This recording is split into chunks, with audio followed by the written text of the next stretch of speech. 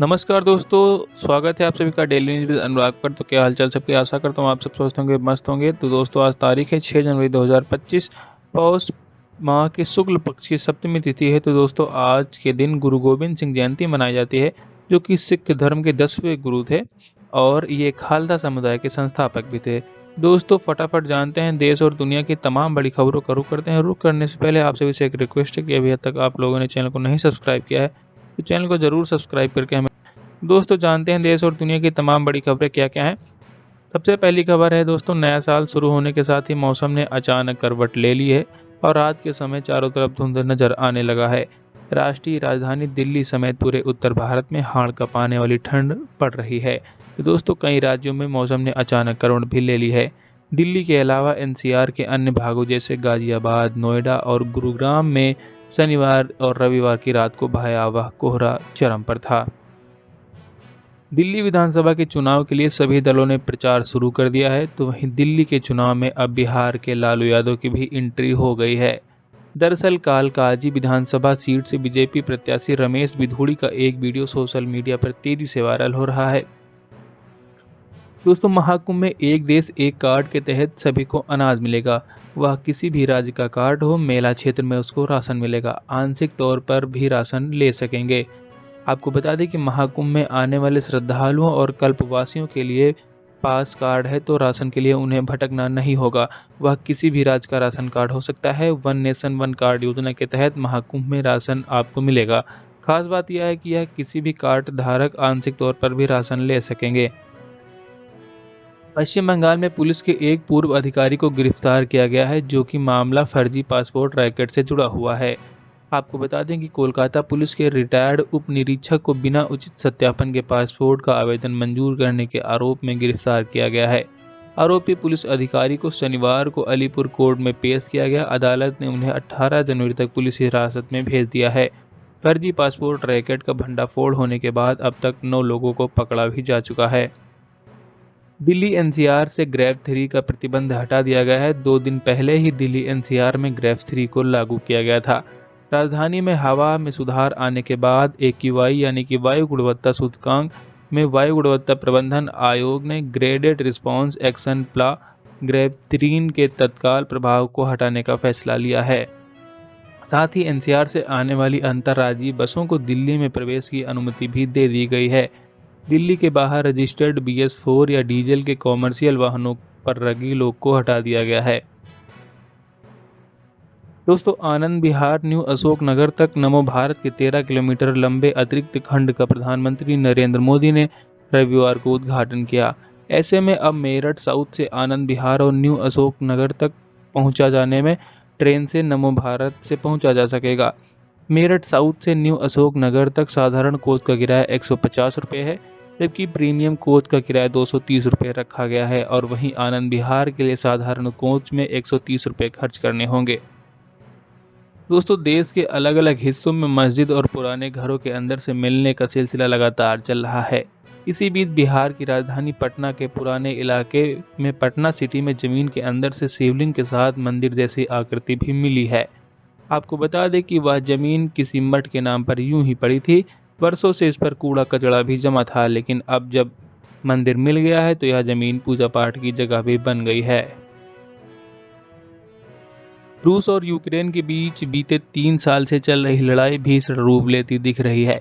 Ukraine की ओर से शनिवार को रूस पर बड़ी संख्या में मिसाइल और ड्रोन दागे गए हैं। ड्रोन और मिसाइलों की बारिश के बाद रूस ने इस पर कड़ा रुख जताते हुए अपने बदला लेने की बात भी कही है।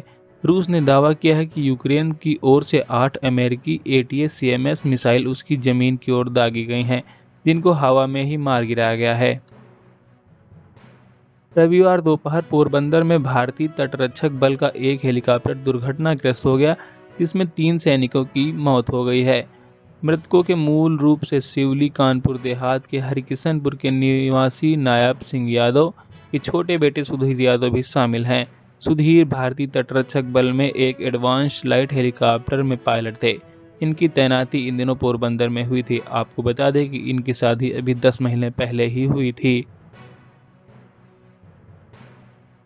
केंद्र सरकार ने मिजोरम म्यांमार के बीच बाढ़ रहित अंतर्राष्ट्रीय सीमा पर दोनों तरफ 10 किलोमीटर के दायरे में रह रहे लोगों की आवाजाही पर नियंत्रण के उपाय को लागू करने के आदेश दिए हैं। पिछले दिनों में केंद्र सरकार के निर्देशानुसार मणिपुर म्यांमार सीमा पर यह व्यवस्था लागू की गई थी। केंद्रीय गृह मंत्रालय ने पूर्व में स्थगित मुक्त आवाजाही व्यवस्था के स्थान पर नई व्यवस्था को अपनाया है।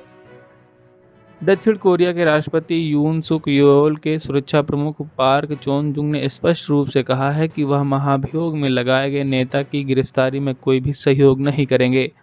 उनकी टिप्पणी से देश भर में एक बार फिर से टकराव की स्थिति देखने को मिल सकती है। सोमवार रात को ही यून के विरुद्ध जारी किए गए गिरफ्तारी वारंट की मियाद समाप्त होने वाली है। दोस्तों, एक हिमाचल प्रदेश वासियों के लिए बड़ी खुशखबरी है। हिमाचल प्रदेश सरकार इस साल 10,000 से ज़्यादा युवाओं को सरकारी नौकरी देने की घोषणा कर रही है। लोक सेवा आयोग और कर्मचारी चयन आयोग के माध्यम से भर्ती प्रक्रिया को गति दी जाएगी। शिक्षा, स्वास्थ्य, पुलिस और अन्य विभागों में बम्पर भर्तियां आएंगी। कैंपस इंटरव्यू और रोजगार मेले को भी आयोजन किया जाएगा। युवाओं के लिए स्वरोजगार के भी अवसर उपलब्ध कराए जाएंगे।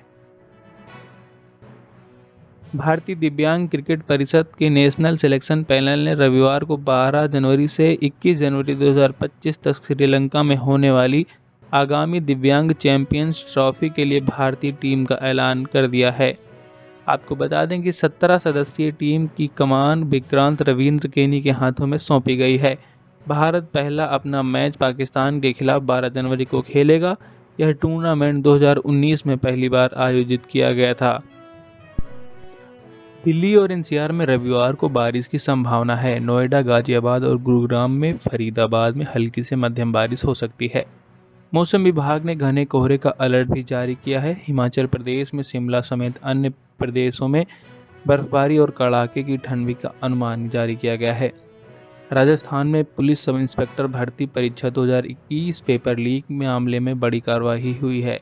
नकल और डमी कैंडिडेट बिठाने के मामले में 9 और ट्रेनी एसआई को निलंबित कर दिया गया है, जिन्हें पिछले दिनों में ही जिलों में भेजा गया था। एसओजी ने मामले में 45 प्रशिक्षु एसआई को गिरफ्तार किया है, जिनमें 25 जमानत पर रिहा हो चुके हैं। उच्च शिक्षण संस्थानों को लेकर यूजीसी सख्त नजर आ रहा है। नई शिक्षा नीति को लेकर कई संस्थान नियमों का अनुपालन नहीं कर रहे हैं, जिससे अब सभी संस्थानों को नीति से जुड़े 49 बिंदुओं पर अमल को लेकर जवाब देना होगा। इसको लेकर यूजीसी ने नया मसौदा भी तैयार कर लिया है। इसी के आधार पर संस्थानों की रैंकिंग जारी की जाएगी और वित्तीय सहायता प्रदान की जाएगी। दिल्ली के मंगोलपुरी इलाके में एक ज्वेलरी शॉप से बदमाशों ने 7 से 8 लाख रुपए के आभूषण लूट लिए। चाकू की नोक पर वारदात को अंजाम देने के बाद सभी बदमाश मौके से फरार हो गए हैं। पुलिस ने मामला दर्ज कर जांच शुरू कर दी है। सीसीटीवी फुटेज की मदद से आरोपियों की पहचान की जा रही है।